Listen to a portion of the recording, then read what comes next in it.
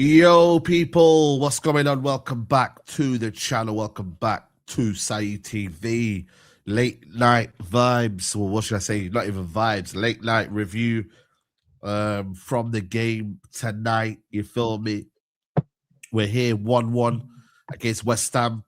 A lot to say, a lot to talk about, man. I know we are still unbeaten on the Carrick, unbeaten in 5, 4 wins and a draw, but yeah, tonight wasn't great. I can't lie to you. Tonight was not great at all. Big up everyone locked in. Please smash a like on the video.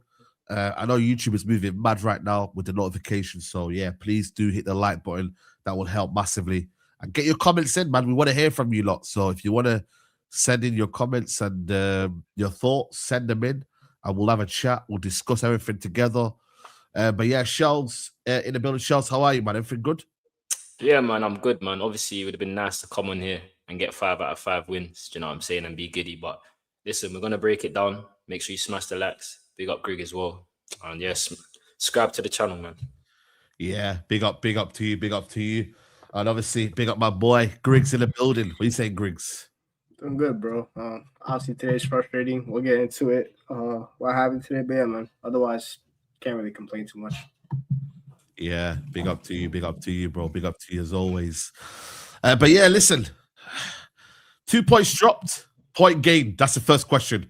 I'll start with you, Shells. Simple answer. 2 points dropped or point gained? Point gained. What are you saying, Griggs? 1 point gained, 2 points dropped. Technically, it's 1 point gained, I guess, because we scored last minute. But it feels like 2 points dropped of what should have happened today, considering Chelsea drew. So yeah. I'm gonna say considering it's for me a game that we weren't involved throughout the whole. I think it is a point gained, but in essence, it doesn't feel like a draw. It doesn't feel like a. Do you know what I mean? It feels like a loss in a sense. But when you look at it in perspective, we're still a 5 unbeaten. But I mean, where do we start, guys, man? Poor all round. You know what I mean? Our front three just wasn't involved in the game at all. I thought Bruno's influence wasn't there. Defensively, I don't think we were that poor at the back, if I'm being honest with you. Yeah, Shells, talk to me, man. What was missing tonight, bro? What was wrong tonight? Is it good? Is it West Ham? Fair play to them. Do we give West Ham credit? Is it down to us? Did we not turn up? What are you saying? I think it's a bit of both. But ultimately, when you're in these situations, you have to look at yourself first. And I think we have to do that. Today wasn't good enough. I'm going to start with the lineup, innit? Yeah. It's natural for Carrick to play the same lineup, innit? Because obviously these are the players and this is the lineup that's been getting him the results. However, you know, in football, different games call for different profiles, innit? And I thought like Mbeumo's all good playing as a number 9 or playing where he needs to play against the bigger teams. But in a low block today, this game was crying out for Sesko. I want to talk about Brian Mbeumo as well because he's our most prolific goal scorer, but he's playing on the left-hand side. And yes, I know Mbeumo can play across the front 3, but you're playing in his least favorite position, first of all. He just didn't look comfortable there. And like, for me, if you're playing on the wing as well, I know Wan-Bissaka is a great one-on-one defender. You have to go and attack your man. Do you know what I'm saying? And Mbeumo didn't do that once. And that's not really a criticism of Mbeumo. It's more so of Carrick, the way he lined them up. Obviously, against Spurs, we played 2 false 9s with Bruno and Cunha, and it worked. However, there was 10 men there, and there was more space to operate. West Ham didn't give us no space today in that midfield. And like Bruno, Cunha, they all struggled, didn't it? It's a concern. I say this because this was reminded me of the Fulham game, innit? In a sense where if you pack out the midfield against Manchester United and you stop Bruno from playing, then this is where we really struggle against low blocks in particular as well. So for me, again, when I say it's a point gain, I'm just talking about in hindsight. Yes, I would have loved to win this game, but I did say to you on Saturday side when I saw you that this game against West Ham ain't going to be easy. It's going to be a more difficult game than the Spurs game, and ultimately that was correct. Do you know what I'm saying? Nuno, every time we play them, whether that's Wolves, whether that's Nottingham Forest, he's got something for us, innit? He knows how to play against us, and they got it spot on. And Carrick, for me, I praised him. I'm not going to go overboard because, again, it's the Premier League. You can draw games, you can lose games. Ultimately, we haven't lost. We've got 13 points out of 15. Any United fan would have taken that. But yeah, I'm just looking at even the subs as well. I didn't need to see 70 minutes to know that we wasn't going to score a goal. It wasn't working. I saw that in 45 minutes. See, they get the goal. So I praise Carrick for being proactive, but he was reactive in this game. Do you know what I'm saying? When it should have been the other way around. I know we had one thing I will praise him for, though. We did have Sesko on the pitch. We did have Xerxes on the pitch. And we had Burma at right back. So listen, we scored a goal ultimately, but yeah, just those decisions, I felt like where the game was won and lost. Had Sesko been on earlier, I think we win this game. West Ham, finally, their centre-backs had something to, like, we finally occupied the West Ham centre-backs and we had a focal point to play off. So yeah, I think it was the Carrick selection more so today. And then just the players went at it. We moved the ball far too slow. We've been playing one game a week. It's different all of a sudden. I don't think you lose anything if you put Mazzari instead of Luke Shaw today. Do you get what I'm saying? And I don't think you lose anything if you put Sesko in and you drop Cunha or whoever you need to drop from the front line. And one last thing I'll say before I pass on, because I am talking a lot. Apologies. Last kick of the game, Ahmad has a chance. He's through on goal pretty much. And it's just like, Ahmad, bro, I don't mind if you have the shot there. I really don't. I don't understand him pass. It's the last kick of the game, bro. Go. I don't understand. Ahmad needs to I love Ahmad to bits. Don't get me wrong. I'm not getting onto him. He just needs to develop that selfish streak at times to become a top player, because all the top players have it. Do you know what I'm saying? You have to have a shot there. But yeah, that's my assessment of the game. Yeah, absolutely. Griggs, what are you saying, bro? You made a big tweet, man. You know what I mean? That a lot of people didn't like. You said Carrick failed the big test. The first big test. Yeah, so hopefully Saeed TV comments treat me better than Twitter. I think it's probably going to be the case. But yeah, man, I said that today was an audition. I think every game is an audition for Michael Carrick. And I come to it from the standpoint that I want Michael Carrick to be a legit candidate for the permanent job come the summertime. I've said multiple times, I said, unless you go get an elite manager, the Enrique, the Tuchel, the Nagelsmanns of the world, I think Carrick should have a fair shot competing against the Zerbi, who obviously just got fired from Marseille, Glasner, all these type of managers. So when I come in from that perspective, I'm going to hold them to a higher standard than I would a regular intern, right? For example, Raf Ragnick, I never held to high standards because his job was just to get us UCL. That was literally, it was to get us in Europe, right? That was literally his job when he took over Ole. It wasn't to be like this game-changing manager where we're going to have a long-term future under Ralph Ragnick. No, it's different with Michael Carrick because these are the games where United managers have struggled for years now. It's not just Michael Carrick. It was Ruben Amorim. It was Erik ten Hag in the second year. It was Ole Gunnar Solskjaer. It was Jose Mourinho. It was Louis van Gaal. It's been a long time. And I do think that beating a low block is more down to player ingenuity and more on the players to be more creative and more have more ideas. But I'm sorry, I forgot your name again, brother. Shells, right?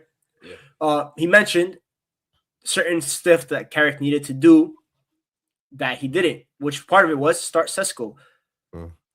Alex Ferguson, for 20 years, never continues to play the same lineup. Every single opponent, it would be a different lineup because every game needs a different approach. Now, I understand it's hard to replace players when you're on a 4-game winning streak. I get it. But you're the coach. If you have to change it up for a certain opponent, the players are gonna have to get used to it. It's fine. So this attack that we started today did not need to be used against West Ham. Everyone knew what West Ham was going to be. Nuno Espirito Santo is basically Jose Mourinho when he plays against Manchester United. This guy has been on thorn on my side for nearly a decade. It's been 8 years since he was at Wolves and making us play the worst possible football match. So if you're going to play against, you know what you're going to play against, you start your big man up top because United have looked their best, honestly, when Sesko's on the pitch, especially against a low block. A game that I could reference to, right, was Burnley away, who basically put a low block. Now, I'm not saying that Burnley's the same level of West Ham. I think West Ham are a more talented team and they have a better coach. But a low block is a low block. And I think that Burnley game was United's best performance, honestly, that I've seen all season from an attacking standpoint. I think we were unlucky that day. And see, if United play like that today, right, where they had about 30 shots. They had 8 shots on target, and we didn't win. I'd be like, you know what? Unlucky. It happens. It's football. You're not going to win every match. But the intent was there. Today, I did not feel like the intent was there. Part of it was no width. Yeah. We had no width all game. The ball wasn't getting to Ahmad, and then he just kept fluctuating all over the pitch. We had no left wing today. And Buemo, I've said he should play left wing, but not in games like today because Wan-Bissaka eats you up one-on-one. That's his specialty. But what you've seen he do, if you put combinations around him, if you drag him out of position, we've seen it time and time again, bro. I've seen Wan-Bissaka lock up Neymar and Mbappe, but I saw Phil Foden and Jack Grealish run circles around him like he's a little piñata in a circle. I've seen that happen before. So do that. It was so narrow today. And then Cunha played the 9 today. He was doing nothing. He absolutely offered nothing. And then, like Charles mentioned, substitutions. We saw that for 45 minutes. The best managers make the substitution before you even think to make the substitution. That's what the good managers do. So if you saw for 45 minutes that nothing was working, change it up. You don't have to wait till the 60 minutes. That's a big criticism I have of any manager today. A lot of modern day managers take 65 minutes to make a substitution that they have pre-planned before the game. Makes a substitution based on how the game is going. Everyone knew that Sesko was needed at the 45th minute. Bring him on. Because guess what? If Sesko comes on in the 45th minute and not the 70th, this 1 point could have been 3 points. It could have been avoided. Xerxes, I said we should have gone 4-4-2 from the moment you subbed on Sesko because Mbeumo and Cunha were not working. So either take off Ahmad or take off Mbeumo and bring on a Xerxes. Because Xerxes and Sesko created our best opportunities today, in my opinion. Xerxes, the header was unlucky. Sesko, honestly, before he scored the goal, I thought his cameo was very poor, to be honest. I thought there's a lack of aggression there. But you saw he had a first shot on target that I remembered right away, just from turning and shooting, just from turning the goalkeeper. It's those minuscule details. And people could be like, oh, that's so nitpicky. But guess what? Football is a game of margins. The smallest detail can be the most important detail. And today, that's why I say Michael Carrick. And I'm not saying his start. His start has been amazing. 13 out of 15 points is fantastic. But I've seen us beat City. I've seen us beat Liverpool. I've seen us beat Arsenal under previous managers. That's a big test, right? That's a big test. But we haven't won at West Ham in 5 years. Yeah. That's its own test, right? So I'm not saying for today you dropped the point, right? But next year, right, whoever the manager is these games you have to be able to turn from draws into victories if you want to take the next step as a team. And that's what we want to do. But today's not all on Carrick. Player-wise, Luke Shaw was diabolical today. Diabolical. He was a disgrace. He got man of the match, apparently. He got man of the match, apparently. Foot mob hype, man. He was an absolute disgrace today. That whole goal was on him from letting the ball bounce. To then letting you know what it reminded me of? It reminded me of the goal that he conceded against Brendan Johnson in the Europa League final, where you're not tracking your runner. It's, again, minuscule detail. You need to be able to do that. And then the rest of the Maino I thought was poor in the first half, but I thought the second half he was immense. Second half, which is good. That's fine. Casemiro I thought was okay, but it was too narrow, no width, and Ineos, a recruitment needs to be made, bro. If this club does not sign a left winger in the summer, I'm gonna crash out. Because we fucked up. We sold every winger that we had at the club last summer, and then we went and signed Cunha, who I don't know what he is. He's not a winger. He's not a striker. Wingfielder hype. I've said this about wingfielders. And then Mbeumo, honestly, Mbeumo's best action came from the right-hand side when he put the cross in for Sesko. So, and then Ahmad, brother, I love Ahmad. We all know Saeed loves Ahmad. I love Ahmad. I'm sure Charles loves Ahmad. But if you're not going to use your right foot, then you better be aggressive with your left foot. Arjen Robben had no right foot, right? But he knew how to use his left foot to 100% maximum potential. Facts. If you're not going to use your right foot because you're too one-footed, you better be aggressive with that left foot. That means you have to shoot. And he should have shot. I don't care if it goes over the bar. Shoot and try to win the game. Not every day cute passes. United sometimes try to play too cute. Be aggressive. To beat a low block is not every day 1-2 triangle. Sometimes you're going to have to pop a shot outside the box. I've seen Roger do it for Manchester City multiple times. Today, United played passive, but it's okay. We dropped the point. Everton's going to be the next test, another audition. Let's see adjustments be made. I want to see a lineup change. You have 13 days. That means you have about 10 training days because we don't have FA Cup this weekend. Work on it. Work on patterns of play. Try different lineups because guess what? You might have to play a 4-4-2. Yeah. Facts. So adjust. You have a decent squad. Adjust with it. Not every day same lineup because the same lineup is not going to work against Spurs, against West Ham, against Everton. The Premier League is too good for that. It's a disrespect to the Premier League if you think you're going to pull up with the same lineup every week and win a game. Every team requires a different approach to it. And I think that's what Carrick needs to learn. It's a criticism he had at Middlesbrough, and that's why I laid that out for him in his objectives that I have for him. Learn from your mistakes and develop and be better against low blocks because at the end of the day, United are going to play low blocks. And I hope we do, because that's a sign of respect to us. If teams play against low blocks that means they respect us. That means they think we're dangerous and do that. Yeah. But to do that, you have to be more proactive and you have to play better and you have to be more wide on the pitch. I don't care if that means you have to play. We miss Dorgu, man. I miss Dorgu, man. I can't believe. Oh yeah, no. Now you spoke facts, man. There's super chat here from Slide Mark. He says when you keep playing the same lineup rather than make subtle changes to combat a different opponent, shows when you are not an elite manager.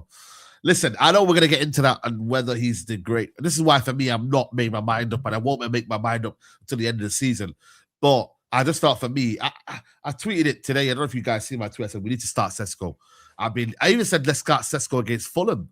I just think for me, even if Sesko has a bad game, yeah, you'll learn more from that than what we've learned under Mbeumo up front. We're not going to learn anything. He's not going to be ever our number one striker. So what are we going to learn? It's not even sustainable. It's not even long-term thinking. Like, at least with Sesko, try it and try it again because and the thing is, the cameo appearances, it doesn't really give Sesko an opportunity to learn. It doesn't. It just shows you're a cameo player or you come off the bench and score a goal. But if you want a guy to develop as your number 9 and have that confidence, you've got to be able to let him play in these games, bro. Even when, I get it, yeah, the Arsenal game, we should not have played him because of Mbeumo. But even then, like, I still want my strikers playing games, bro. Like, we need to do that. Like, this idea of you drop a player because you want fluidity, I hear it, but not every game. And that's where Carrick messed up on. You know what I mean? You know, I get it. You know, Cuddy didn't have a great game, and Mbeumo didn't have a great game. Ahmad didn't have a great game. But you can't just keep saying, "Oh, if not broken, don't fix it." I think there was a few things that were broken. I do think things need to be fixed. You know, so it's difficult, man. But it's one of them ones where we got to dwell on it now for 2 weeks. You know what I mean? Whether it's like, you know, it's small changes, but will the manager see that? And I do believe the substitutions came far too late. And that's one thing that I do remember the Middlesbrough fans saying, that he does like to make late substitutions. You know, he does. And that's a bit of a concern. But, you know, does Carrick believe, though, Charles, I'll come to you, that, you know, if I've kind of helped you win the game, you kind of owe me, or, you know, one thing about Carrick, he has to establish that, yo, you don't owe me anything, bro. Like, I'm gonna change it regardless, bro. Like, I don't care if you scored a goal, a winner, like, you know what I'm saying, bro. Like, he's got to be still clued on to adapt to every game. You feel me? Yeah, no, I agree. Even when of my assessment, it's just like every game is different. Do you know what I'm saying? As Greg alluded to, you have to be able to change players and profiles depending on who you're up against. We knew today was going to be a low block, but again, I'm not going to go overboard. Do you know what I'm saying? It's just it's one game. My thing is how we react to this. Do you get what I'm saying? Yeah. I don't want to go into the Everton game and have these same issues. I understand we're going to ultimately struggle against low blocks. Listen, Arsenal are the best team in the league and they struggle against low blocks. However, I just want to see us try something different. Like, playing through the middle today, it just wasn't working. We have a real issue at the moment with the left winger situation. I know we've done really well in the 4 games, but it's like, you know, we're Man United, bro. We need our wingers attacking fullbacks. Do you get what I'm saying? It provides, there's so many times we got onto the left and we just have to go back or back inside to midfield or back to Shaw, rather than our wingers going down the byline and getting corners or putting a ball in. Like, it just didn't happen today. Do you get what I'm saying? So, yes, it's a disappointing result for me. Carrick definitely has to adapt moving forward. If this is what the Middlesbrough fans are saying, yeah, I'm a little worried, but this is Man United. I'm sure we don't play with that same team at Everton. It just don't make sense to me. Do you know what I'm saying? They're going to be up against Tarkowski and probably Braithwaite. So Sesko needs to play anyway. Yeah. You know what I'm saying? But at the same time, I do understand. Listen, if you've won 4 games in a bounce and the results you've had, I do understand why Carrick went that way. For me, cool, you've went that way, but make the subs early. Make them early, rapid. Like, we're losing 1-0. Why is the first sub coming in the 70th minute? Do you get what I'm saying? That's my issue more than anything. So, yeah, moving forward, it's just how Carrick reacts now. I don't want to see the same issues that we're facing at the moment. Basically. Yeah, 100%, man. 100%. Yeah, even Shea Lacey, man. I don't know why he's not on the bench as well. He's injured. He's injured. Bro, flipping. He's injury prone, bro. What the hell, man? He just scored a hat trick. When did he get injured? Yeah, that's what I'm saying. He picked up last game. He picked up a calf injury. Oh, damn, man. That's crazy, man. But you know what it is, though? Like, what? I mean, what is it in terms of the front three that's missing? Because I still don't think, in the games we played, they've been fluid. Because Dogu's helped out on the left-hand side, But what is it for you, though, Griggs, that in the three, Ahmad, Mbumo, and Cunha, do you think there's something missing with that three? Like, is it just a case of, like, players are not playing in the right positions? Is it a case of, like, they all got the different qualities? Like, because in the day, we're going to have to play them somehow in this year. Like, we might keep playing them. So what is it that, that doesn't work with them three? Do you think there's something there? I think the issue is, for example, I think Cunha, he just doesn't fit a 4-3-3 when you look at Mateusz Cunha. I don't think he's a good enough left winger because he's too much ball to feet and he doesn't really have. I just don't view him as like a left winger. I don't think he's the type of guy that's gonna go face the fullback and then just dribble past him 1v1 with ease. He does his best work central, but then he's not really a good false nine because he can't really play with his back to goal because his first touch is too baggy. And he's also not going to he's not going to make the run in behind and stuff like that. He always wants the ball to feet. Honestly, his best actions under Michael Carrick have kind of come on the right-hand side where he's able to go down the byline and just cut the ball in the box. But then he's not a better right winger than Mbuemo, and he's not a better right winger than Ahmad, so you're not going to play him there. So honestly, the best role for him is the role that he had the first two games, which is off the bench, be an impact player. Then you look at Mbuemo, who is not really a touchline winger. And Michael Carrick said this in his press conference before this game. He said, Ahmad needs to be my right winger because he's the only player I have currently in my squad that can hold the width. All these other players are not comfortable holding width. And Mbuemo is not comfortable holding width because he'll always go to inside and he wants to play closer to striker. And also down the left, he doesn't have a bag to consistently play down the left. And if you play him as a 9, I do think he's a better 9 than Cunha because he'll make a run, right? He'll move around, he'll stretch the opposition, which I think is crucial when you play a low block, right? It's why I said for years before when I said Rashford is good against low blocks because he'll run in behind. You need someone that's going to be a threat for the opposition to look behind them because against a low block, if the opposition has everything in front of them, I promise you, bro, they're going to be pulling out their bed, they're going to pull out their blankets, and they're going to have a comfy sleep. Because if everything's in front of them, all they have to do is just press up a little bit. But if there's a threat of someone going in behind, that line automatically drops deeper. And that creates space outside the box. And then that's when you have your playmakers handle the work. So I just don't think we have a balanced front three. And I know we had a good window in the summer, but it looks like we bought attackers, that's fine. But we also bought attackers that cater to former man's system. Yeah. And it could be a problematic. But obviously, it's very easy. You just solve it in the summer. I think Mbuemo was a good player to have. I think Ahmad's a good player to have. You just rotate them on the right. I just don't know. The thing with Ahmad is I think Ahmad's a good player, but I have a continuous issue with Ahmad is mentally. It's mental. It's not even attributes-wise. Bro, just be more aggressive. I know you could do it. Just be aggressive. No, one-on-one, no one can guard you. It's very hard to mark you 1v1. And I think the issue that United have with Ahmad is our build-up goes on the left because Lisandro Martinez is on the left. And we don't have a right center back that can do that. Now, Lenny Yoro is probably going to start next game because I think Maguire got hurt. I don't think he's going to be ready for Everton. So, is he?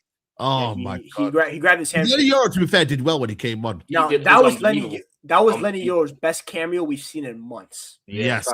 Defensively, he was amazing. Yeah.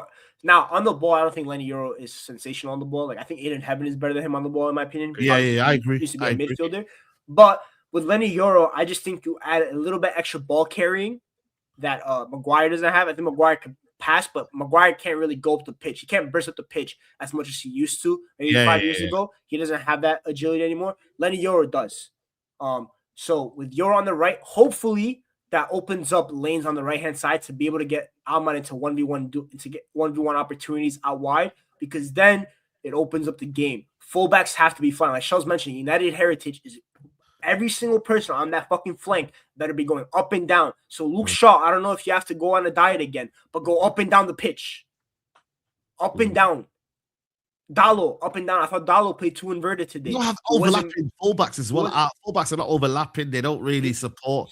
You know He what I mean? wasn't overlapping enough today. I think the inverted thing is cool against other games, but today against a low block, you need your fullback overlapping. You have to be able to create advantage opportunities out wide. You have to drag players out of position. Because today we didn't go up against Maldini and Baresi, but we made Mavropanos, who is Greek, and I've watched him play for the national team. He's absolutely fucking garbage. And Disasi, who Chelsea fans sent to the under-21s, and I saw him get cooked in the under-21s. So we weren't going up against Bobby Moore today, but we made them comfortable until Sesko came on the pitch. Make crosses. We didn't cross enough. Only opportunities today came when we crossed, but we didn't cross good enough because Luke Shaw was hitting crosses back to Old Trafford. You just have to play better. I think our attack is unbalanced. I think our midfield is fine. I don't think the midfield was anything horrible today. And Lissandro was good today. He was breaking lines. Yeah. So we were breaking the lines. But don't you think, man, sorry to interrupt you, Greg, like we have an over-reliance on him. It's like I won't trust him. I'll build up. Yeah, I agree. Yeah, like it's like players will just keep recycling and give it back to Lissandro constantly because no one else can do it. Sometimes our other players need to be a bit more risky in their passes because we can't just rely on him. Lissandro's amazing at it. That's his main. I get it. But we're a bit predictable at times. Do you know what I'm saying? We have to shift it back, then shift it to Lissandro, then he's going to try again. Sometimes, so who's going to take the onus and do it as well? There's enough quality in that squad just rather than just leaving it to Lissandro. Do you get what I'm saying? I agree. Our build-up is very, very slow. I mean, you see that little movement that he did, just to get away, but then he gave away a poor pass. But you're right, bro. It's like, and also he's the one that's dictating the midfield, like the players up front. Have you seen him? He's telling players to move, and I'm like, yo, is that your centre back becoming almost like the reducer? Like he's telling people, yo, get into these right areas, and then we can pass to you, bro. That's worrying for me, bro. I can't lie to you. Like the fact that the centre back is our most. Listen, Bruno's got his way, yeah, but Lissandro's a bit more smarter about it. You feel me? Like Bruno obviously relies on instincts in it, and he's very, very instinctive. Like sometimes today, I just feel like he forced a lot of things where he didn't need to be forced. Obviously, he made that key crossing for Xerxes, which should have been a goal. I mean, that was a brilliant, brilliant cross. But Lissandro, in terms of our progressive play, though, he's one of our better players. And that there, who else have we got? So why in the summer, it's key that we got to buy a progressive midfielder. That's what United do need, and they are lacking because the way that we get our players, like the way that I'm like screaming at Ahmad and whoever to get the ball forward quickly, like we're just slow, very, very slow, man. And that we lack pace. Yeah, we do lack pace on the break. Yeah, we do. Like it's a lot of like dilly-dallying around, bro. There's no urgency behind what we're trying to do, bro. Like that there has to come. At home, don't get me wrong, you can do that, yeah, but away from home, bro, like I said, we picked out moments. Arsenal, brilliant goals they were. Like they were instinctive, like edge of the box, bang. But we have to also have that other side to us where, we break a team down. And United so far, today was a test where we kind of failed a little bit of, understanding what we're trying to do. Like that should have been a moment where today we can't win every game, but it was one of those where I was looking for that difference and it just didn't come all game, bro. And that was a disappointing bit about it, that lack of spark, something, you feel me?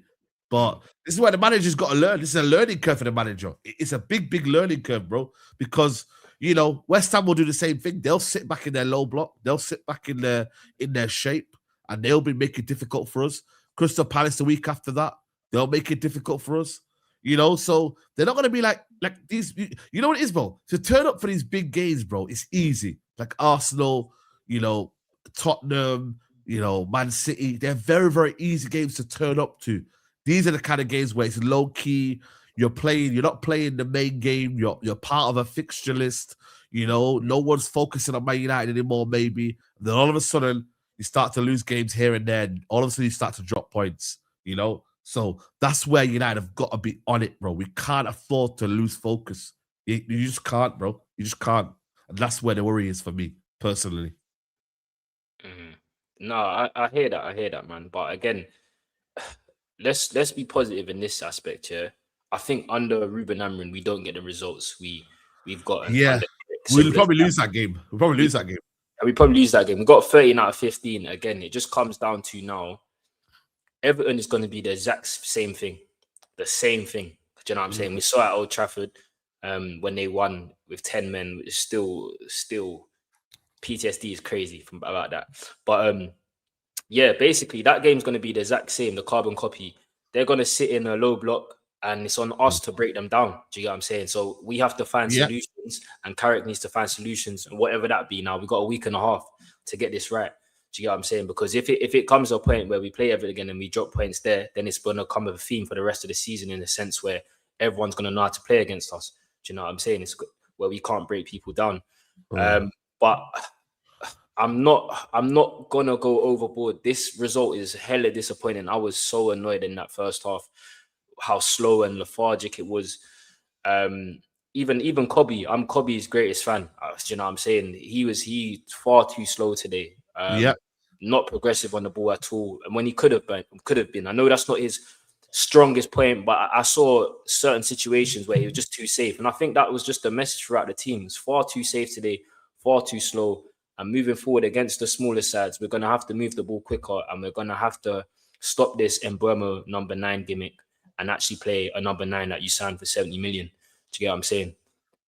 Yeah, facts, bro. 100%. Yeah, Dogu on that left-hand side gives us a lot of balance, bro. What it is with Dogu, he's a left-footed winger going on his left foot, being direct, bro. You get me? And Mbeumo can't really do that, if I'm being honest with you. I don't think he's got the mobility. I don't think he's got the engine. Like, you see, with Dogu could go from defense to attack just like that, bro. But then also be direct. You feel me? And it is mad to think that all of a sudden Dogu has become a key player for Man United, bro. Like, that shouldn't really be coming out of Man United's mouths, really. Let's be honest, bro. Like, I don't want him to be playing left wing though long term. I want him to be. But he is though. He's an athlete. He's got something that we don't have. Like, I'm not gonna lie to you, Mbeumo or Dogu on the left hand side. I'm choosing Dogu. Even though you haven't got the quality as per se from Dogu as much as you get from Mbeumo, you do get that athleticism. You do get us going up the pitch. You do get a team that is a bit more direct.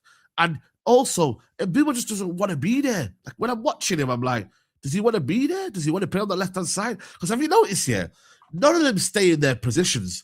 Cunha never stays on the left. Mbeumo never stays up front. Ahmad never stays on the right. It just almost, and I get it, you interchange here, but it's so awkward how they interchange. They don't do it in a way that is fluid. It's just a bit like, I don't know, it doesn't feel organic enough. You know what I mean? Like, whereas with Dogu, he'll stay on the left-hand side, and then it at least means that you've got an outlet on that side. You feel me? You've still got an outlet there that can bring us up the pitch, bro. Because we need to win fouls. We need to create space. Nobody right now is having that little bit of space to take a shot on. Like, why the hell is Mbeumo not taking shots? This guy meant to be a killer in front of goal, but his shot ratio, you barely taking his shots. I'm like, yo, we need to get more shots. Cunha, come on, bro. Like, I get it. He's not the most prolific goal scorer, but he does take a lot of shots from outside the box. He doesn't get many shots. Amad Diallo, are we telling me that you can't isolate a defender 1v1 and be able to do what he needs to do? So, you know, it's about creating that balance for me, and I just don't think we had that today, man. Staffy, what are you saying, bro? You good? Yeah, I'm good, bro. What are you guys saying? Yeah, we're just talking about the fluidity up front and whether, you know, we know what we're doing up front in terms of the front three and what you want to see, basically, from up front. Yeah, bro. Listen, I told Griggs earlier, his gaffer let us down today. He said, "Oh, now he's my gaffer." He is your gaffer, Griggs. So he let us down today, bro. Nah, on a real though, yeah, I just wasn't happy with a few things. I'm not gonna overreact though. Let me just tell you guys from the beginning. Big up to the chat. Make sure you guys like the video and all that. I'm not gonna overreact. It's what, we're 13 points in 15. I was a little bit angry when the game ended. Don't get me wrong. I relaxed. Actually, funny enough, I had my haircut appointment booked right after the game. Oh way. Yeah, so I got my haircut appointment. Just came back. I'm relaxed now. When I get a haircut, I'm usually good. But yeah, I was a little bit upset at first. But when you think about it, bro, listen, we weren't gonna maintain that record anyways. Yeah, 100% wins. Like, I mean, like, that's just insane. You know, four wins and 1 draw. That's still pretty good. We're still undefeated in 2026, so that's pretty good. I'm just a little bit disappointed because I felt like things could have been avoided. The manner of the draw, or the manner of us not picking up points today, or dropping points, I should say, could have looked different. I don't mind us playing a very good game, doing everything that we could, and we just got stopped by like an amazing backline or amazing save from the goalkeeper, or we were just unlucky. We hit the woodwork like 3 times. I felt like we didn't do that today. I would have loved to see a natural number 9 play today, and I felt like I wanted to see that against Spurs as well. But because we won against Spurs, I felt like a lot of people didn't want to talk about it. And today, obviously, now that we didn't pick up the points, now more people are talking about it. This was the most obvious we need a number 9 playing in that game you're ever going to see. I mean, the game was crying out loud for a focal point, someone to just play the ball to. Whether you want to cross it to him, whether you want to use him as a target man, whatever it is. I felt like we were crying out loud for that. And it took Carrick up until what? He brought him on when? The 75th minute? 70th minute, something around that. So he played like 15 to 20 minutes max. I just wasn't happy with that. And eventually Xerxes also came on for Dallo, and we start going more attacking. And I'm just sitting there and saying, like, why didn't we do this a little bit earlier?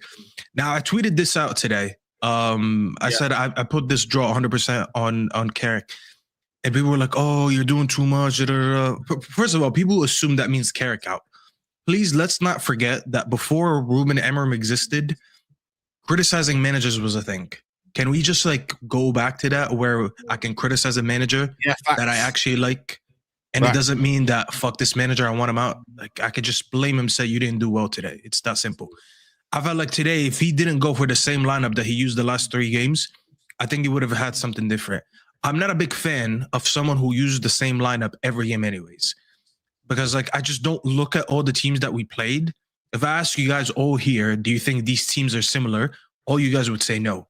You wouldn't tell me that facing City and Arsenal is the same thing as facing Fulham, is the same as facing Tottenham, and is the same as facing West Ham. They're all different teams.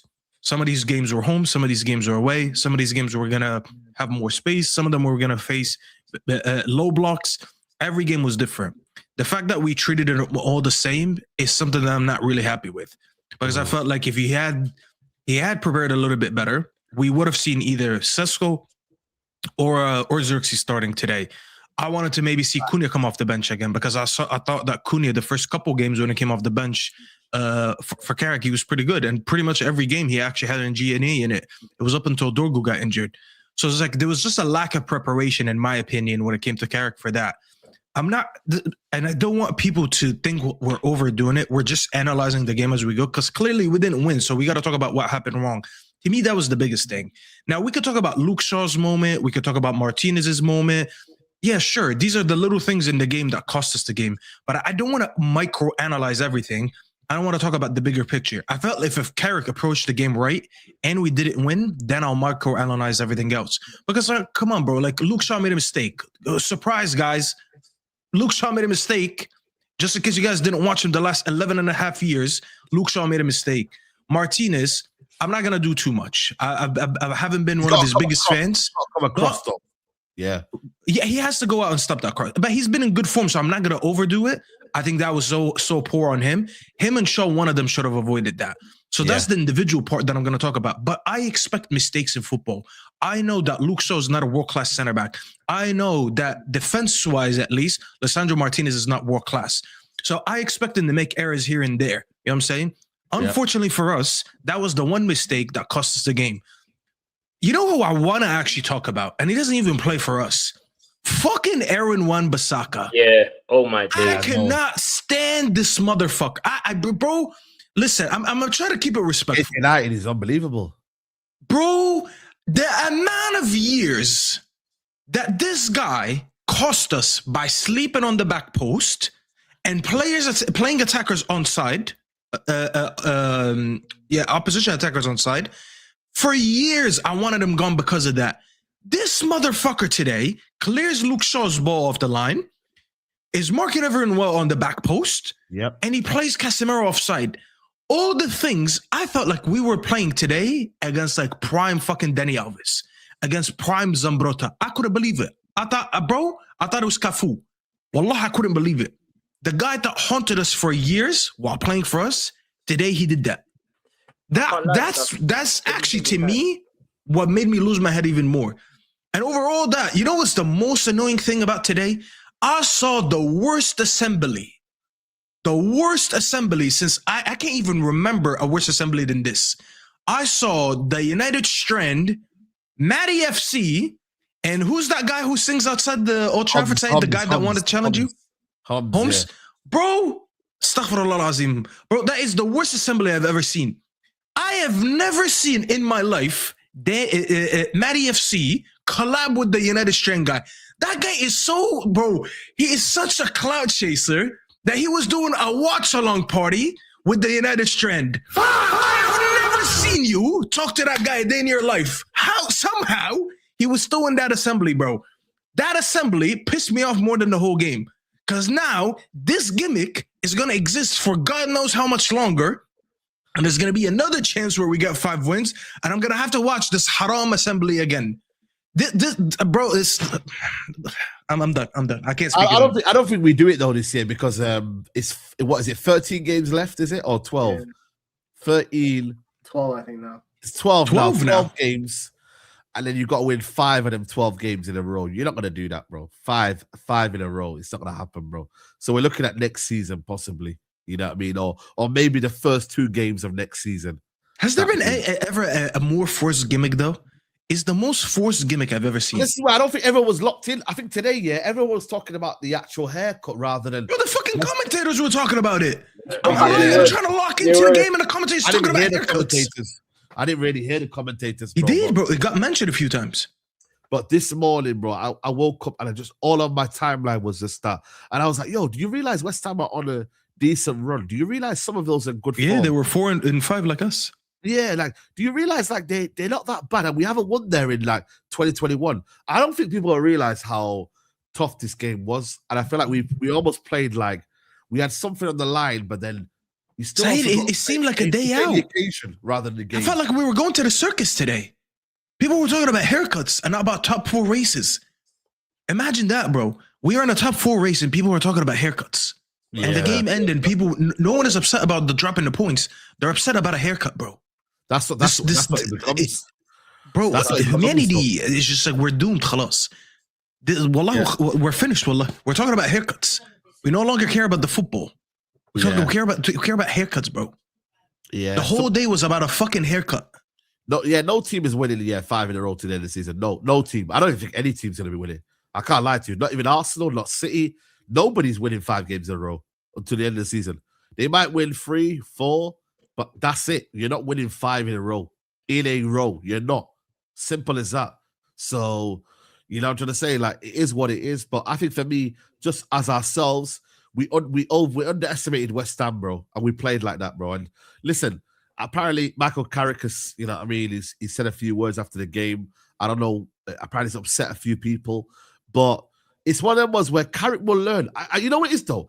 Is it sometimes good, though, that we learn these things? Because if it goes all rosy, everyone's already saying give him the job already now. Have you noticed that? I'm not saying it's anyone in particular, but there's a few people that are saying, yo, give him the job now. And I'm just saying, bro, let's wait until the end of the season and then we can establish whether Carrick deserves the role or not. And I don't think tonight was one of them games where I was like, I told you so. No, but it's also like we have to learn. Can Carrick deal with a low block? Can Carrick deal with personnel? Can Carrick deal with man management? Can Carrick deal with different sort of game? How does he, you know what I'm trying to say? Like different side. Yeah. Bro, like learning. Yeah, and we need to learn about him more. Listen, I didn't watch him personally at Borough like Griggs did, so he knows more about him than me. But I'd say like 99% of the fan base is learning about him game after game. We can't just. I don't even like this topic. I feel like it's so irrelevant because we still have so many more games. There's like 12 games left in the league before we're gonna get into that conversation. So it's a little bit irrelevant. Anyone who talks about hiring Carrick now is like you deciding to marry a chick after like 3 dates. You don't decide that early. You know what I'm saying? Like it's way too early. Like in those probably 3 dates are probably the best because like you just met this chick. You know, you can't be doing that. Yes. But it's good to learn about him, the good and the bad as we go, because like now that I'm looking at it, some of his decisions in the game are a little bit annoying to me. Like, I feel like we're sometimes slow on purpose, to what Griggs was saying earlier. And I'm like, I kind of get it, but sometimes it frustrates me when we're a little bit, when we're not proactive. I think we're a lot reactive instead of proactive. And it's like, I still like the fact that That's what I was he saying earlier. went out and out attacking and brought on 2 attackers. Amram wouldn't have done that, but he was doing Amram subs in terms of minutes, because like Amram used to save his subs until very late as well. Yeah. Whereas like I've seen a lot of great managers, the minute they see something early on, they do it. I thought it was baffling that we didn't bring on a striker as early as, like, I don't know, the 60th minute or 55th minute. I think it was very obvious. You know what I'm saying? So these are little things that we get to learn about him. You know? Yeah. So no one should be rushing into decision. No, I agree, man. Like I said, it's a long way out. Honestly, a lot of people have seen it. De Zerbi's just been sacked by Marseille. You know what I mean? I'm not saying that. That's Griggs' gaffer. He loves him. I'm not saying that. Bro, next time you get a haircut, I'm gonna tell your barber to fuck up your fade, bro. I swear to God. but you know, but the managers now are starting to open up though for Ineos, in a sense of like they've got another guy that can be the Man United manager. Who else? Glasner's obviously leaving as well. Jav is still available. Like there's still a Tuchel. You don't know what's going to happen to him in the summer. You know, there still are managers available. So as much as Michael Carrick, it did look good for him, and it still is looking good for him. 5 unbeaten as manager, bro. Like that's still amazing. But you got to realize, like, yo, in these situations here, you know. But then I also think the personnel that he's got here, we didn't buy anyone in January. So we can't really change his squad a lot. We might have to look at the youngsters, you know, guys, you know. Shea Lacey, I don't know, like, who's from the youngsters that we can... Thing with Shea Lacey's left-footed right winger. We have, like, 5 of those already. Like, we have no left winger. Yeah, but I don't know, man. Like, who's Morehouse? Is Morehouse a left winger? You know, he's more of a midfielder, but he's a good ball carrier. He will, like... Bro, we got to start doing something, bro. I swear down, because, you know, right now as it stands there, the bench isn't really a bench. Like, okay, you got Xerxes, you got Sesko, but I'm looking at options to really change the situation. Like, United should have got something in the left wing. I know we obviously missed out on Semenyo, but, you know, like, it's very difficult to change it around you. That could be one of our downfalls in this top 5 race. I hope it isn't, yeah. But we do need something different on that left-hand side, like something. Like, Dorgu needs to come back ASAP, bro. Like, I don't know when he's coming back, bro. Is it April? Is it late April? Yeah, but let's not kid ourselves. Side, like, it's not like Dorgu was great up until those 2 games. Like, I think we were all shocked at how good he was in those 2 games. Yeah, but again, like I said, long-term, Dorgu cannot be your left winger because you cannot have a front 3 of Dorgu, Sesko, and whether it's Amad or Mbeumo. There's not enough GA in that. Dorgu's a left back. He was doing good as a left mid, left wing because you were playing kind of more of a low block, so he was able to like track back and then make the burst forward. That's fine. But long-term, just get him a defensive coach, and he's gonna have to be your left back, and just he gets bombs up and down, and go get a left winger. United needs someone to stretch the pitch. Now, I don't know who they're going to go sign in the summer. I've talked to Staffy about this. The left wing market is absolutely fucking dire. It's so dire. It's dire. Like, it's to the point where I want Bradley Barcola. Like, that's my number 1 target at this point. Like, we're reaching those levels right now because he's the only one I know that can run in behind. I can't lie. You're right. Bradley Barcola is exciting, man. Just doesn't have the end product though. But he's exciting. He's young though. He's mad young. Yeah, he's still young, so you're hoping that he has like an XG boom, like kind of Vinicius had, where like he eventually just clicks in a way. So, but it's like the left wing is the issue. Like I said, maybe you have to go 4-4-2, and then you play Bruno kind of as a left mid, but then again, you don't have a left back. That's the issue. We don't have anyone on the left that can hold down the flank. Yeah, Diomande again, young. He's very young. They want 100 mil. Leipzig got to give it up. So. I'd put him on the other side of the country doing my head in. Yeah, because obviously we're talking about him rather than the football club, innit? You feel me? But it's one of them ones where. But Liao, listen. You know what's mad here? I'm looking at names I never thought I would look at. Liao, I would never ever be like, yo, I'd want. We're not gonna buy Liao. You know what I mean? We're not going Liao. Look at this fraud here, bro. You literally bottled a 2-0 lead to Leeds United, bro, and you're here in the chat saying back to zero. Bro, you are shameless. This is why What this rock? guy gets cooked the way that he does, brother. This guy, of all people, first of all, your funeral was last week after you got bopped by Arsenal. And I know your archives was filled with posts about Leeds. Go delete that draft, brother. I know you were ready for it since the first game, and it didn't work, bro. Go worry about that. You're worrying about the wrong thing today. Yo, yeah, I don't know what he's thinking. I can't lie to you, bro. Big up to He's Don, done though. delusional for a reason, bro. Keep calm. We had to play against a Nuno team that plays a low block and counters. Sesko, what a finish. Carrick should train Bruno as our main striker. But Bruno false nine. I think he means Embuemo. Embuemo, okay, sorry, yeah, Embuemo. But again, Embuemo is he the striker? Like, you know what I mean? Like, it's yeah. Embuemo wasn't even striker today, though. It was Cunha. I didn't really say Embuemo was today. And same thing. Dobby's in the chat. Dobby's in the chat for Ad79. Thank you. Come again. Yeah, there you go. Do 5 of them. Do 5 of them. Thank you. Come again. Thank you. Come again. Thank you. Come again. Thank you. Come again. Shouty, man. Yeah, I mean, it's crazy. James called a Lampard get the exempt pens. Yeah, that's crazy.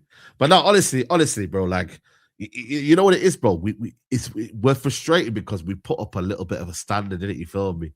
And yeah, Carrick brought back the standards. Yeah, bro. When you go below them standards, bro, like I'm not really angry, but I just think for me it's one of them was like Xerxes scores that header, we win the game, bro. And to be fair, let me ask you guys this: if Luke Shaw scores that goal and Bissaka doesn't clear it off the line, are we having the same convo today? No, because I would have still had the same. We win the game.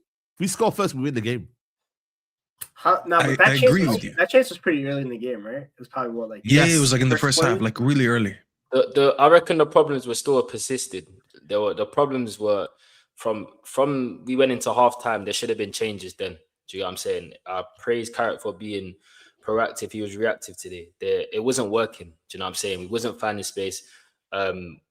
Nuno got his tactic spot, and I feel like we have to give West Ham credit because we've been here for an hour, and I don't think we've said anything about West Ham. But let me be honest though, did West Ham play great, or was it United just dilly-dallying around? Their shape of the ball was good. Their shape, yeah, they frustrated us. They didn't really create significant chances in the game. But that's not what their job was to do, though. They did what they're supposed to do. So you have to give credit for that. We could have United versus United though. It's not a case. Bro, if it wasn't just like a transfer window thing, I would have swapped Somerville with Cunha at the end of the game. I would be like, yo, Somerville, you come back to United, we'll take you. Cunha, you stay at West Ham. That's what I would. Because he's another. Like, you just need even Jared Bowen, like just get up the pitch, and I don't know. Like, I think Staffy's right. Like I've wanted Sesko to start since the Arsenal game. Since the Arsenal game, I know we beat Fulham. Especially after Fulham because he scored the winner, but. You have to start Sesko. Like you need to play with the number 9. What do you think it is though? Is it because the manager doesn't think like he's ready? Like what is it like? It's also the fact you have a lot of veterans. This team is young, but this team is also very veteran heavy, especially higher up the pitch.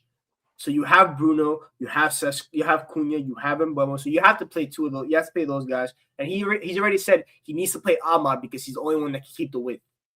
So he needs someone to be able to keep the width, especially now that Dorgu's not here. Yeah. So you don't have that option on the left. So it's very difficult.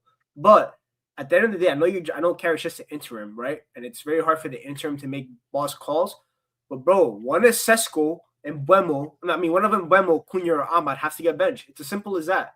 One of them has to get benched for Sesko. There's no two ways about it. It needs to happen. Otherwise, you can get wins, right? You might still be able to win without Sesko because Casemiro was like an inch offside. I still don't know how you could be offside with your hand being offside when you can't score with your arm. Yeah, exactly, bro. That's bullshit. That still makes no sense to me, but whatever. But they robbed us of a generational Manu assist, by the way. No, you see that run that Casemiro made. We didn't see that for the first 60 minutes of the game. That bombing run from a midfielder that Casemiro made, and Manu and Ahmad can play those passes, but they're not gonna play those passes if there's no one bursting into the box. And Casemiro being our only box threat without Sesko on the pitch is an issue.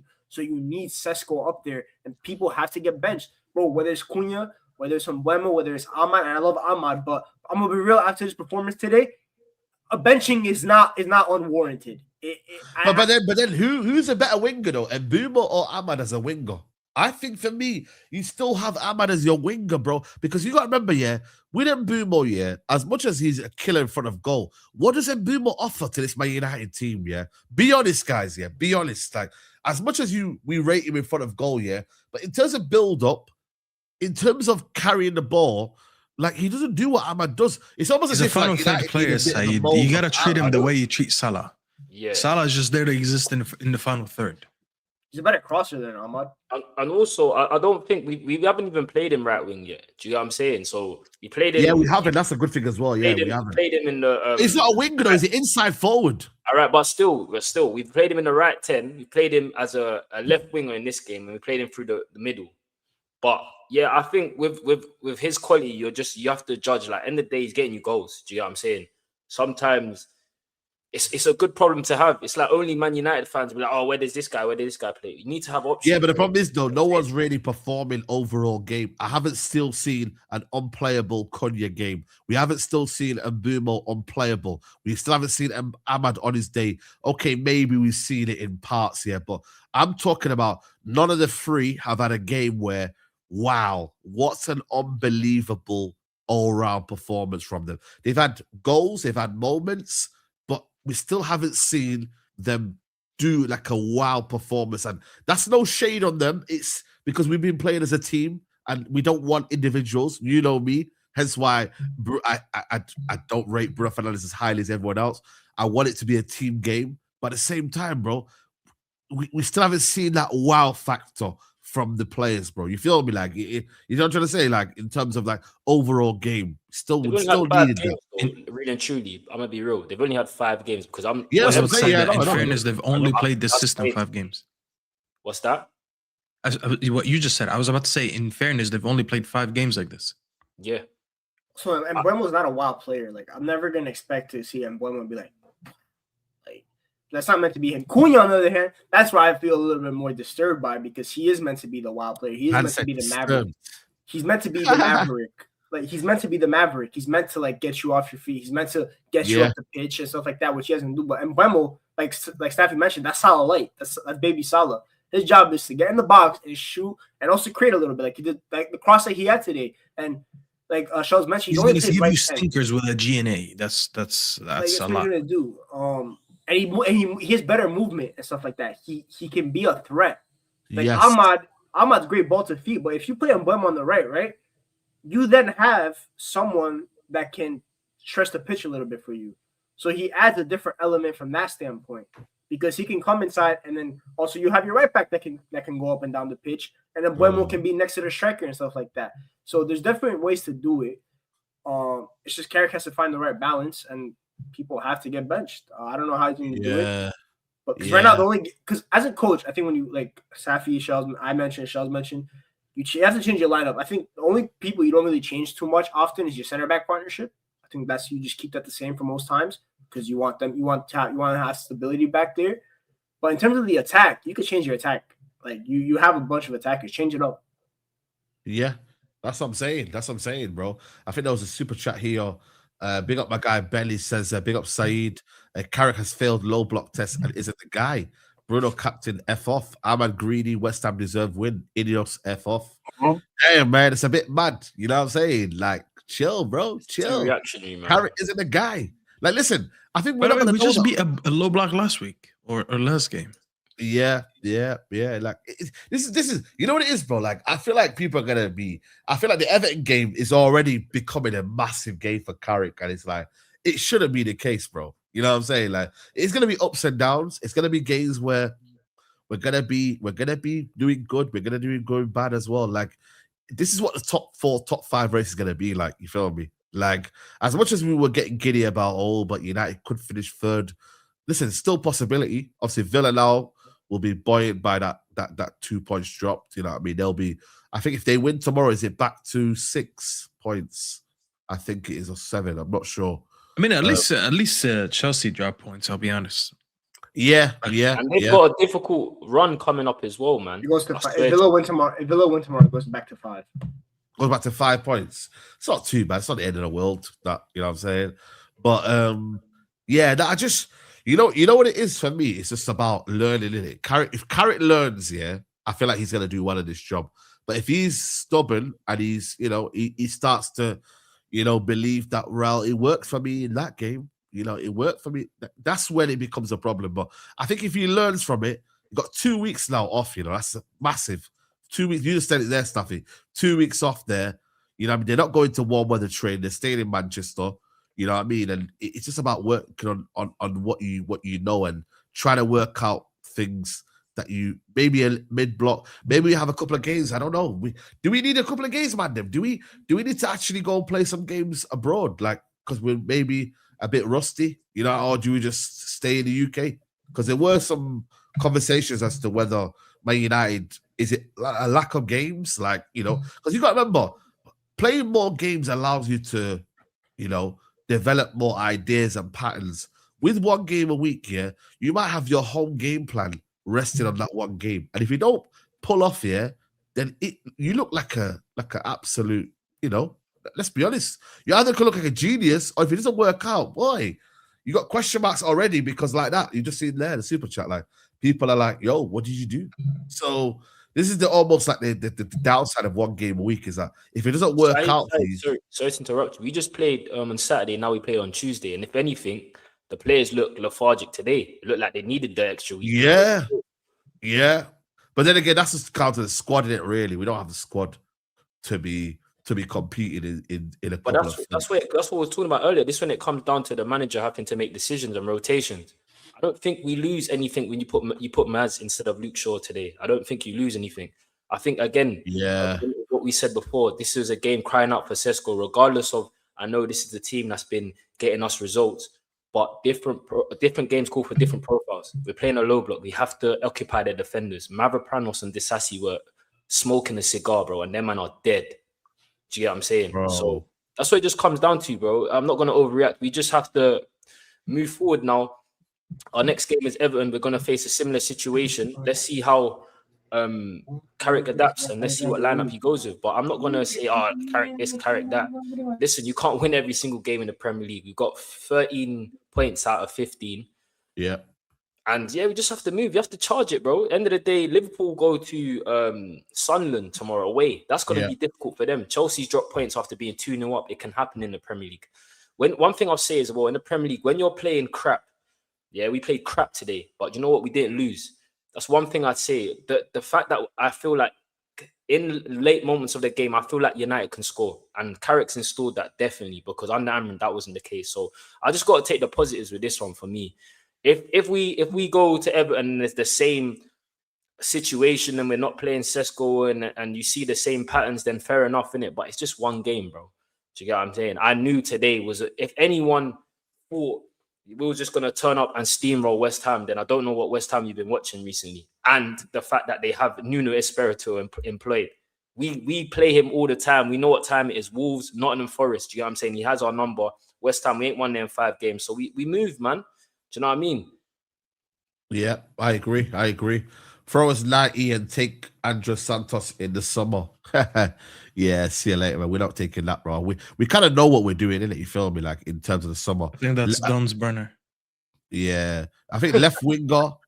Would you say 2 fullbacks? I mean, boy, like today, Dallo was a bit iffy second half. I can't lie. Why weren't they overlapping? Do you guys remember that incident where Ahmad was yelling at Dallo? He was like telling him to overlap. And he didn't overlap, so he passed it sideways and he looked at him and he just kept pointing. He was like, why didn't you overlap? No, I didn't see that. It was frustrating me today. Well, I didn't see that. Did anyone see that? I didn't see that. Yeah, in the second half, he yelled at him for not overlapping. Wow, that's crazy. But no, I think it just confirms, like, for me, that we still need to buy these signings. You feel me? Like a left winger, a progressive midfielder as well, alongside a 6, and then a fullback either side if you can. You get me? Surprised Mazraoui didn't get a look in. I can't lie to you. That was a bit. I don't know if the manager rates Mazraoui. I'm not sure, but yeah, Euro. By the way, we didn't even speak about Euro's performance, man. That I think you touched on it, didn't you, Griggs? But his cameo was very good, man. That was a very good cameo, bro. Shout out to Euro, because he needed that. Like you said, He needed that kind of cameo because It was Maguire probably a looks good like thing that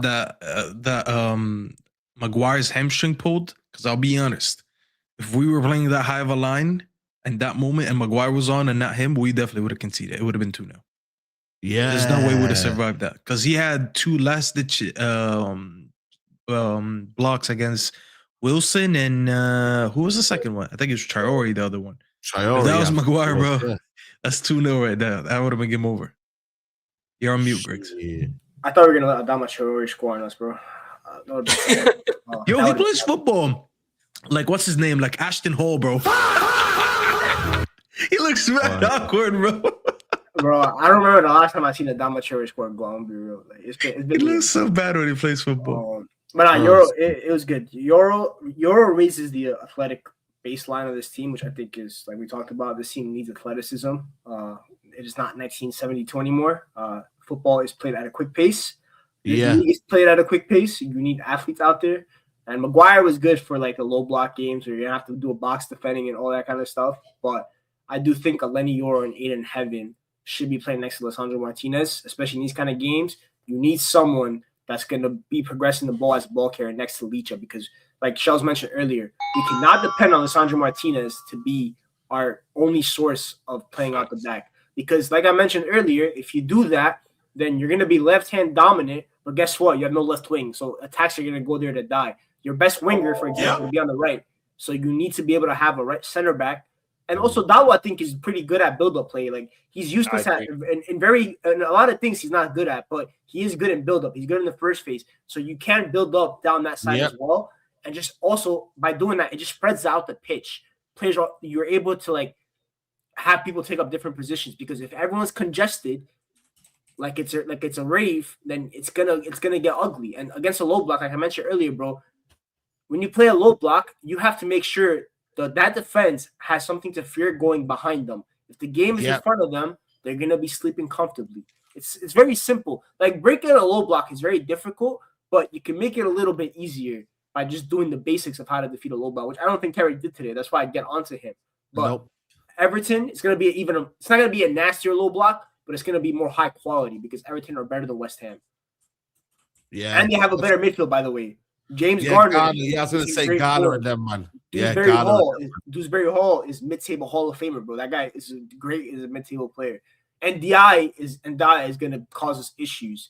Tierno Berry is a good focal point. So it's going to be a tough game. They have better center backs. Tarkovsky is a good center back. So it's going to be a tough game. So we need to be able to learn from mistakes. It's very simple, man. You just got to learn from your mistakes. But that's what every good person does in life.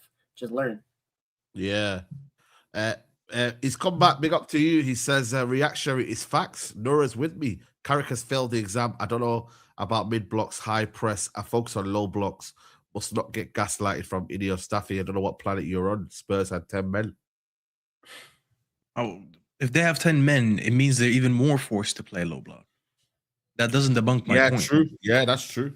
That's true. So what are you saying? Yeah. I've already, by the way, I've already did a whole stream about how United score against low blocks. I've statistically spoke about it. Yeah, I don't want to say that today we failed against a low block. We did today, but I'm blaming us more than anything. We failed to break them down except for once. We technically did score today against a low block. We did score last week against Tottenham in a low block. And who did we score against Fulham? I can't remember. Who scored the goals for us again? Cunha. Casemiro. The Casemiro set piece. The Cunha goal was against the low block because I can't remember the Cunha goal. How did he score? He got played in by Casemiro, then he held the ball to run and slapped it up. Oh, yeah, that was a low block. Yeah, we scored a lot against a low block. I don't know what this person. And bro, all the Arsenal goals except for one, sorry, the counter press, they were low blocks. Yeah. It's just the difference is against West Ham's, against Everton's, against Crystal Palace at Old Trafford, the low block is going to be for 90 minutes. It's going to be a long one. Like Fulham is a different game than West Ham because Fulham, yes, they were more rigid and they were a little bit more like a mid block. But Fulham want to play ball. They want to have a share fair of the ball. West Ham, Nuno Espirito Santo does not want the ball. He wants to make you suffer. Yes, the Portuguese want to make you suffer. It is a Portuguese common theme. They want to see Manchester United suffer. And Nuno Espirito Santo wants to see me suffer. He wants to see Staffy suffer. He wants to see Shell suffer. He wants to see Saeed suffer. This guy has been a thorn in my side. When is he getting out of my league, bro? Why did he have to flop in Saudi? Ronaldo, take care of your camaraderies, man. Take care of your Portuguese brother. Every day fighting with Benzema. Nah, bro, I've had enough of this Listen, guy. the whole institution of West Ham. Listen, Dan Lawless, I have a lot of love for you. But it's time to go to the championship, brother. It's time to learn the championship. I've tried to beat you year after year after year, and I keep failing. The last time I beat you was because I had Ronaldo and Lingard. And it took a Mark Noble penalty miss in like the 100th minute of the game for us to win.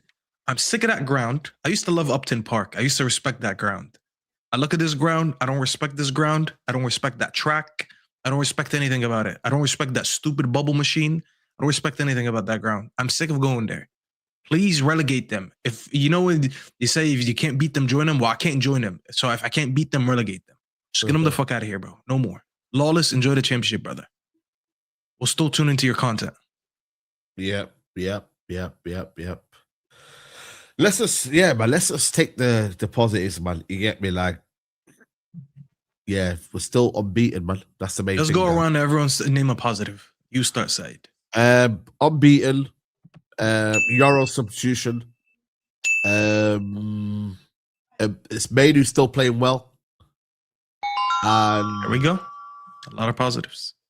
we could have won it. We could have won it in the end. You know what I mean? If it wasn't for certain things that could have went our way. I don't know if that's a positive, but yeah, that's my positive. That's a lot of positives. All right. And Sesko as well. Sesko, another goal for Sesko. I was gonna say that Sesko. Do you know what? My main positive from this game is that we didn't give up in a sense where we're still able to get a goal. We've scored in late moments of the game, and that for me that's huge, in it. The belief that we can still score regardless of the adversity is the biggest outtake for me, if I'm honest with you. But yeah, Sesko, man, Sesko's scoring. He's got to start. That's my main. Okay, that's a lot of positives. Okay, Griggs. Yep. Sesko, he actually has a higher scoring rate in the Premier League than he did in the Bundesliga. So it's actually crazy. Okay, good, very good positive. So that's good. I thought Manu's second half was impeccable. That assist should have been an assist, and we could have been out here just gassing up that assist. But you know, the Premier League only applies 5 centimeter rule to Liverpool when it comes to space. Because you know the Premier League media darlings, everything. But I thought Manu was good the second half. He sustained the pressure. The passing was good. And then Lenny Yoro, that's the Lenny Yoro we signed from Lille. That's the French prospect. That's the teenage center back that everyone wanted to sign. If that's the Lenny Yoro we could get for the rest of the season next to Alessandro Martinez, that's good for the future. Because I've been getting I like Maguire, but we do have 2 good young center backs that I want to see more of, because I want to see if the center backs there could be building blocks for the future. And Euro in heaven, and obviously Euro was more of the big money signing, so I want to see a little bit more from him first. So yeah, Lenny Euro looks amazing, man. Yep. Staffy, what are you saying? Listen, you guys named a lot of the things. I'm very happy for Sesko, baby Zlatan. You heard it here first. No. Oh, yeah, it was a great finish, though. It was a great finish. For someone who doesn't play aggressive enough, I want him really to build that aggression. I want him to look hungry on the pitch. I want him to I want to win every ball. I want every cross. I want every shot. He was when he tight gets the ball in his presser. He was tight when they interviewed him after the game. He was tight that they didn't win. See, Hoyland would have posted. I respect that. Hoyland would have posted, "Yo, I got my goal today. Everything's calm, man." Yeah, remember Hoyland? He was like, "I know we needed this, but I needed this," something like that. At least he admitted that, like, yeah, I'm glad we scored, but I'm not happy that we didn't win. That was the main thing. But listen, he's slowly growing confidence. He actually has 5 goals in his last 6 games. So for someone who barely plays, it's a very impressive record. 5 and 6 is pretty good. So that's good by itself. Shell's made a very good point. That the whole fight back. A lot of these games, when we would go down in the previous times, I honestly wouldn't have any belief that would come back. Today, the whole time, I kept saying, you know, guys, I think last minute Sesko dagger. And I ended up actually getting a last-minute Sesko dagger. So I'm glad to see that I can actually believe in this team and that it can actually come back and show fight. And overall, guys, listen, I know people think we're doing too much here or people were doing too much today. We're just talking and we're calm. At the end of the day, bro, it's 13 points out of the last 15, and we're the only team in the Premier League who still hasn't lost a game in 2026. Yeah. So yes, we dropped stupid points. I'm not happy to like not get any 3 points this season against West Ham. That's twice we dropped points against them. But at the end of the day, we're performing a lot better than a lot of other teams are doing. You know, so I'm glad that we're upset for a draw, because back then we'd be crashing out and we're not like getting any wins at all. Now a draw is still upsetting us, which shows as much as we've been winning, the standards are going up again. You know what I'm saying? So we can respect that, you know? So there's a lot of positives to take as well. Hopefully Carrick fixes up a few things, but a lot of positives to take from today. Yeah, shout out to Sava for the raid. I think Sava's raided, yo. Shout out to Sava. I think has Lee Gunner raided as well. I'm not sure. But yeah, I think, Lee Gunner's raided as well. So big up to Lee Gunner. Did you see what Rooney said about that United Strand guy? Yeah, that's how we all feel, Staffy, man. Honestly. That's how we all feel. That's how what?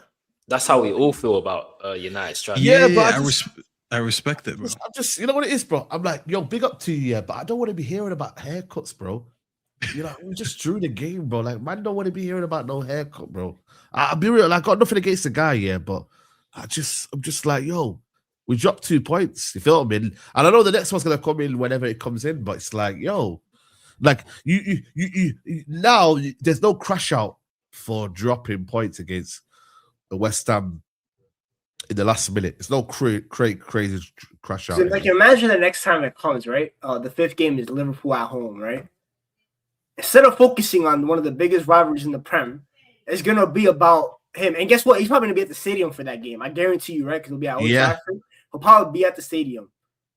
And we got Mr. Harris in New Jersey, how somehow ended up in Barcelona, Spain today to be with United. Listen, New Jersey doesn't claim him, bro. We apologize for that. Like, how does the guy from Red Bull Stadium end up in Barcelona? Like, what are we doing here, man? Like, yeah, I just didn't understand it, bro. You know what it is? And people were saying, "Oh, stop hating on the guy." Da da da da. Well, it's not even like I don't think anyone's hating. It's so jarring. Like, bro, like the guy never had a channel. Today, all of a sudden, he had a Twitch channel. Like, when the fuck did that happen? No, when did that happen? It was when did they stream it on? I forgot when they streamed it. Twitch or Kick, one of the two. Kick, yeah, it was on Kick. He was on Kick. Maybe it was on Kick, yeah. Of course it was on Kick. Of course it was on Kick. Yeah, Kick, the platform, listen, all the dweebs, they belong on Kick. They need to nuke Kick. I'll be honest with you, bro. Like, I'm being for real, bro. The fact that in 2026, all these people get to stream on Kick, I'll be honest, humanity is doomed, bro. Humanity is 100% doomed. If your kid, listen to everyone in the audience, if your kid is on Kick right now and is watching some of these streamers, you failed as a parent. I'm just letting you know. Go delete their Kick today. Yeah, I don't think I've ever been on Kick. I can't lie to you. I've never really gone on that platform. You know what I mean? Like, bro, like the most I go on is Twitch, and that's it, bro. Never ever will I step onto that thingy. Would you have one side? Let's say that he hits you up. He's like, "Yo, Saeed, watch party. Me, you." Nah, I'm not there, bro. I'm not there, bro. Matty FC, you ain't going? I don't care. Even if I get paid big money, I'm not there, bro. All right, 10 grand, and Saeed has to go. Yeah, probably Kick pay more. Do they? But I don't know. Do they pay more? But I don't know, bro. If you get offered 10 grand to go, you want to have what? Not really, because I don't want to be associated with that. Pretty sure. I think Aiden Ross runs Kick, basically. So yeah, the money is there. Some would say. Listen, bro, for 10 grand, at EFC, we'll link up, brother. Yeah. No, I'm pulling up with the fucking buzzer. I'm freaking shaving the head myself. No, that shit's hilarious, bro. Yeah, no, honestly, it's one of them ones where, like, for me, it's one of them ones where, like, yeah, cool, 10 grand, but it's not my thing, though, innit? You feel me? Like, it's not. So we need a new challenge. How about you start the day one of not eating biryani until United win 5 games in a row? Oh, this guy, eating biryani again, bro. This Faz guy, yeah, spent 40 minutes having.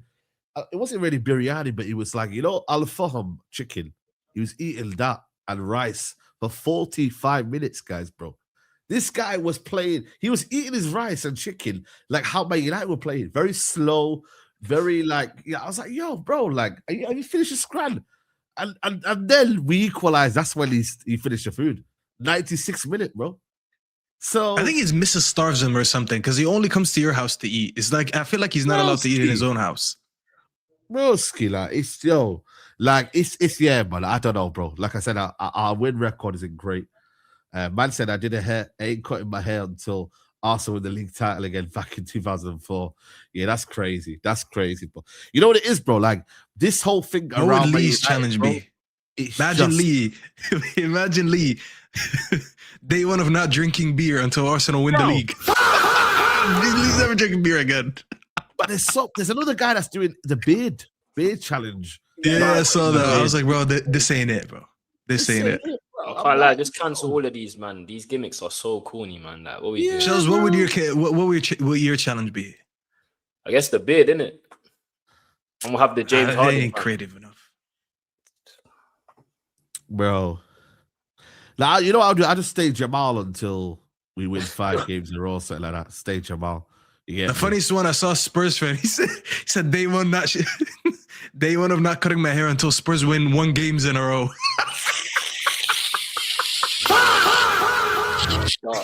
Nah, he's dark. That was amazing, bro. When I saw that. They're finished, bro. You know what, man? Like, it could be worse. It could be a Tottenham fan, bro. Like, that's yo. Yeah, I saw the clips from yesterday at Big Six. Tobes a little tight. Yeah, he was getting cooked, man. Finished I swear down, bro. We just, one by one, bro. We were just cooking him, bro. Man, we're handing out the shades to each other and that. It's crazy. Yeah, bro. Yeah, he deserved it, bro. Because he was talking shit. How can you tell us our team is not good when you're Spurs, bro? It just makes no sense. We let them. Oh, man, I swear. Self-awareness is not. Now it's 5 points for them, man. Now it's 5 points for them from the drop. Fuck. Yeah, we that's done what them I'm a favor saying. today. Yeah, we did them a favor. That's what I'm saying. But really and truly, they didn't gain anything. At least West Ham gained the point. I know it sounds bad for them. Forest have Wolves tomorrow, so Forest could be on like 28 points. That could be 1 point. Shit. That's crazy, man. Let's actually look at the Premier League table before we go. But I don't know how many likes we're on right now, but is it on nearly 500 at least, chat? You know what I mean? Let me know in the chat what likes are we on. Yeah, obviously we're down here. We're obviously 2 points behind Villa. If they win tomorrow, obviously they can go, produce a gap. If Man City win, they take up the gap as well to 8 points. That's again that probably kills off any hopes of us getting second. I mean, there was one moment where we could have been 3 points behind them. You know what I mean? But again, it kills off any hopes there. But Chelsea, cool. Brentford, listen, if Brentford win against Arsenal, they might be onto us, man. You know what I mean? Listen, they could be on 42 points. They could be 3 points behind us. You know what I mean? But, it's just more impressive for them that Brentford had the same goal difference as Liverpool. That's crazy. Yeah, that's what I'm saying to you. That's why if they beat them, bro, 500 mil to have identical size for Brentford is crazy. It's crazy, isn't it? You get me? It's just all these 3 here that are just not really on form. Well, today obviously there was a big win for Newcastle. Bournemouth should have really beat Everton. Did I don't know how they didn't beat Everton, bro. Like they did. They 1-1. Oh, was it 2-1 they beat them? Oh shit! I thought what annoys me? I know Bournemouth next game are gonna bop West Ham off the pitch. These pussios love to turn up against us. Bro, I'm telling you, bro, Nuno is a criminal, bro. I swear to God, man. I want to do hate watches to West Ham until the end of the season. I just want to beef him. I saw the script before the game. I knew Nuno was going to be on his haram bullshit. No, we haven't beat this guy in like 3 years. I think the last person to beat him was like Ten Hag in the cup. I knew this is what I was going to get. Do you get what I'm saying? Like yeah, this is what it is, man. Bro, we used to struggle against him at Wolves. Remember that one game where we missed the penalty? Those were the most haram games ever, bro. There had never been a more haram game than United versus Wolves, bro. Every single game, every day was 0-0. It's like the 80th minute. Bro, Tottenham ain't beating Arsenal. So when's their next winnable game then? You don't want to know. They're not beating Fulham away. They're not even beating Palace. They're not beating Liverpool. Bro, listen, they might not win another game, guys. Forest at home is like their next big one. That's a 6-pointer. Oh my God. Nah, seriously. I don't know if they're beating. Wait, Tottenham play Arsenal next game? Yeah. It's not this week. It's like so next week. weekend. 2 weeks. 2 weeks. Yeah, 2 weeks. Yeah, I mean like next game. We play Everton by the way, once again, we play Everton on a Monday night under the lights. I know. Once again. Well, they've shafted us, man. They've shafted us. But when I say Man United are the main characters of the Premier League, I get jumped by rival fans. Yeah, we are. Yeah, put the L in the back, bro. We are, bro. Let's be honest. We are. This is what we are, bro. You know what I'm saying to you? Like, this is who we are, mate. But yeah, our next games are Everton at home. Sorry, 1 second. Away. Everton away. Crystal Palace at home. Newcastle, Villa, Bournemouth. Oof. Yo, Man United, bro. We've got to be buckle up our ideas, guys, man. That's a tough run, you know that, you know. What are you saying, man? That's tough, you know. It's Palace at home. You got to take it one game at a time, man. Honestly, I'm just letting you know, bro. We got to be careful, you know, man. We got to be on it. Yeah, but look at Chelsea's run. Look at Chelsea's run in that as well. Look, Chelsea's got a mad run coming up too. Chelsea got a run. Yeah, look at Chelsea.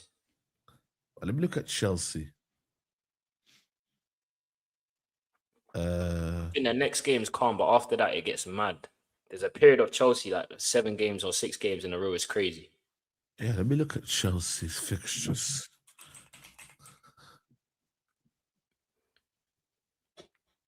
Yeah, they've got okay. So they've got one more easy game against Burnley, then Arsenal, then Villa, then Newcastle, then Everton, then shit. Yeah.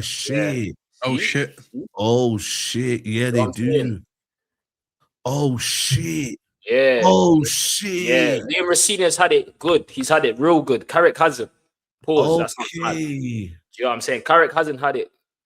We've had a difficult start. We're gonna see what Chelsea in the next 7 to 8 games. You're gonna see what type of Chelsea we get. So United just need to win their game. Simple as that. Aston Villa have got it a little bit easier, you know. They have got Brighton, who are very, very poor at the minute. Leeds, Wolves, Chelsea, and then obviously it gets tough for them as well after that, though. But yeah. But we'll see, man. We'll see, man. But listen, people, we're gonna wrap it up here, man. I don't know how many likes we're on right now, but I hope it's good. We're 284. That is crazy. 284 likes. Yo, chat. We got bare haters in the chat, you know, man. Chat said day one of not liking the video until we went 5 in a row. Yo, chat. This is where the likes are, man. Just like the video, bro. It takes you a second, bro. Literally, if you go on your remote, your PC, your phone, just hit the like button. Let's get to 500 likes. You get me? It just helps the channel. It pushes out the content to more people on YouTube, and then YouTube send it out to people and whatnot. So yeah, but hit the like button. Is anyone live right now? Is anyone live right now? We can raid. I'm sure Flawless is live, isn't it?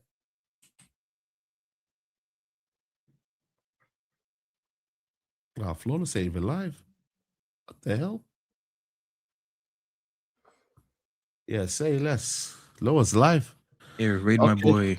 Here, raid my boy casually. Casually, okay. Say no more. We'll raid casualty. You get me? On Chelsea, but yeah, we'll raid him, people. Yeah, Charles, big up to you as always, bro. Yeah, big up, man. Big up you, Saeed. Big up Staffy. Big up Greg. United fans, it's just one of them things, bro. Today I saw the script. Nuno Espirito is an absolute yeah, is what it is. Smash the like, subscribe to the channel.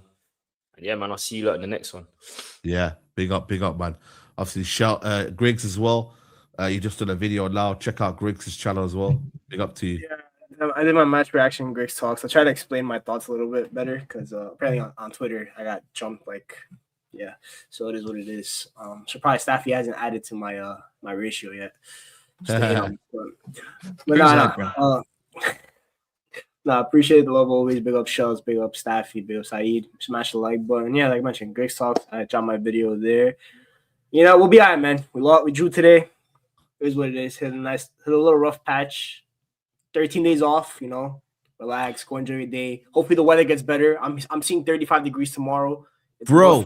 Finally, after I had the. By the way, good thing you didn't come to New York this winter, Side. You would have died, bro. It's way bro. Forget that. In Manchester, it hasn't been sunny for one day. It's been raining every day. I wish it rained. Nah, I wish it rained. Side, I haven't seen the grass in like 3 weeks. I don't know what grass looks like anymore. I've not seen the sky in Side, you know what 2 days ago, it was -18, brother. You know what negative 18 is? It was negative Fahrenheit. 35, 40 Negative something. 18, brother. Yeah, that's died. all, yeah. That's crazy. Wallahi, the cold wind, it went to was my windy soul. 2 days ago. It felt like bullets. I've never ate a bullet in my life, and that felt like bullets. So Yeah, we don't have that. We don't have that still. If you live in the UK, unfortunately, I can't tell you to enjoy the sunshine because you guys don't get any. If you live in the US on the East Coast, better days are ahead. We'll be above freezing. We might be able to see grass in the next week or so, hopefully. And yeah, man. Yeah, that's crazy. That's that pause, man. Yeah, pause on that one. But yeah, follow everyone's channel. We're gonna raid Casualty FC. You feel me? Casualty. They were casualties today, to be fair. Casualty. When you go Casualty, there, just spam Kopama. Yeah, that's crazy. Yes, yeah. Spam that in the chat. And yeah, man, I'll be back tomorrow. Man, them talk. That should be fun.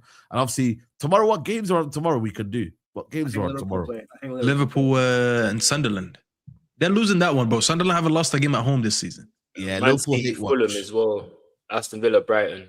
Yeah, we'll be there for them hate watches. Just even though we're not really, it's a little something, but it's mainly Liverpool, isn't it? We need to make sure Liverpool are, you know what I'm saying? Like, yeah. That's the main thing, people. Now, Casualty was good. That and Holby City, man. Who knows Holby City, guys? And Casualty. You know what I mean? Them were banging shows. You know what I mean? Yeah, everyone spam Casualty. Hey?